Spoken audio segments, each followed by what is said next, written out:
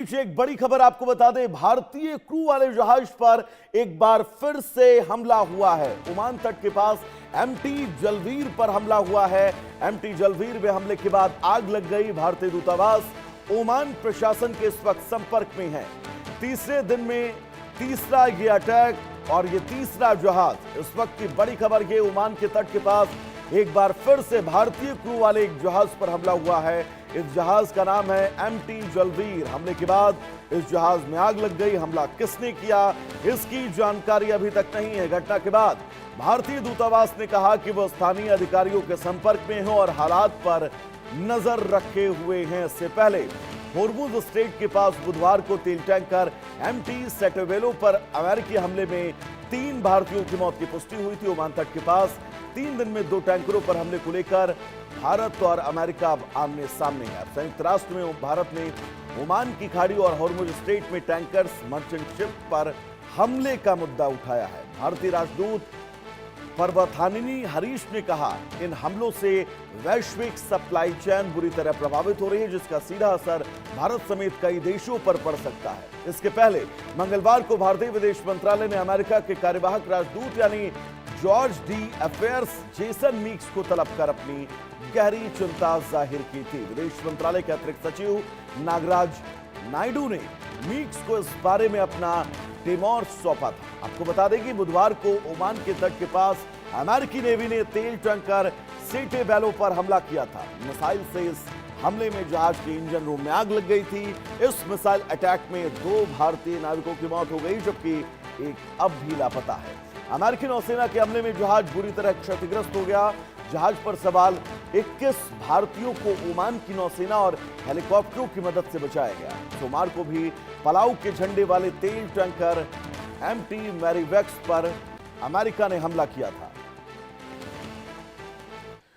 तो सीधा अपने संवाददाता आदित्य के पास हम आपको लेकर चलेंगे। आदित्य, ये 3 दिन में तीसरा हमला है जब भारतीय जहाज को निशाना बनाकर हमला किया गया है।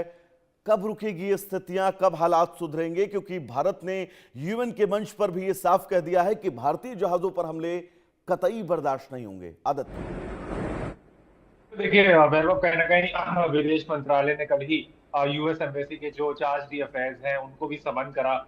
जो कमर्शियल वेसल पे जो फायरिंग हुई, यूएस फ्लाइट जो ओमान के साउथ कोस्ट पे, और कहीं ना कहीं उसमें कुछ भारतीय जो है मिसिंग है। अभी एक भारतीय मिसिंग है, दो इंजर्ड भी हैं। तो कहीं ना कहीं काफी ज्यादा ये स्थिति जो है, आप देख रहे हैं मिडिल ईस्ट में कैसे कैसे तनाव बढ़ रहा है। एक तरफ अमेरिका जो है ईरान के कई शहरों पे बमबारी कर रहा है, फिर रिटेलिएशन में आईआरजीसी जितने भी अमेरिका के सैन्य ठिकाने हैं मिडिल ईस्ट में, चाहे बहरीन में हो, कतर में हो, अन्य तमाम कुवैत में हो, अन्य तमाम हर जगह अटैक कर रहा है ड्रोन और मिसाइल से। और यहाँ तक कि ईरानी विदेश मंत्री सैयद अब्बास अरागची ने ये तक कह दिया कि अगर अमेरिका सेफ रहना चाहता है तो ये रीजन छोड़ दे। तो कहीं ना कहीं काफी ज्यादा स्थिति जो है गरमाई हुई है। और अब देखने वाली बात होगी वैभव की यहाँ से क्या स्थिति और ज्यादा खराब होती है। हमने ऑलरेडी देखा पिछले 1 महीने में 4 बार पेट्रोल के दाम बढ़ चुके हैं। तो कहीं ना कहीं आम जनता को भी इससे काफी ज्यादा नुकसान है अगर ये युद्ध निरंतर चलता है। जी आदित्य, बिल्कुल, क्योंकि सप्लाई चेन का टूटना, जिसका सीधा मतलब यह है कि अगर सप्लाई चेन इन इलाकों में टूटती है तो भारत के हर घर तक समस्याएं जो हैं वो जरूर सामने आएंगी। लेकिन दूसरी महत्वपूर्ण बात आदित्य ये भी है कि इन हमलों में हमारे देश के जो लोग हैं उनकी भी मौत हो रही है। जो नाविक इस शिप पर सवार थे वो भी मारे जा रहे हैं। तो क्या यूएन के मंच पर दोबारा भारत अपनी सीधी रणनीति जो है वो फ्रंट पर रखेगा कि ऐसे हमले हम कतई बर्दाश्त नहीं करने वाले हैं? जी बिल्कुल। देखिए वैभव, कहीं ना कहीं भारत की यही अब रणनीति नहीं है। विदेश मंत्रालय ने कुछ महीने पहले जब पहले राउंड में जब ईरान और यूएस का युद्ध चल रहा था, तब ईरान एम्बेसडर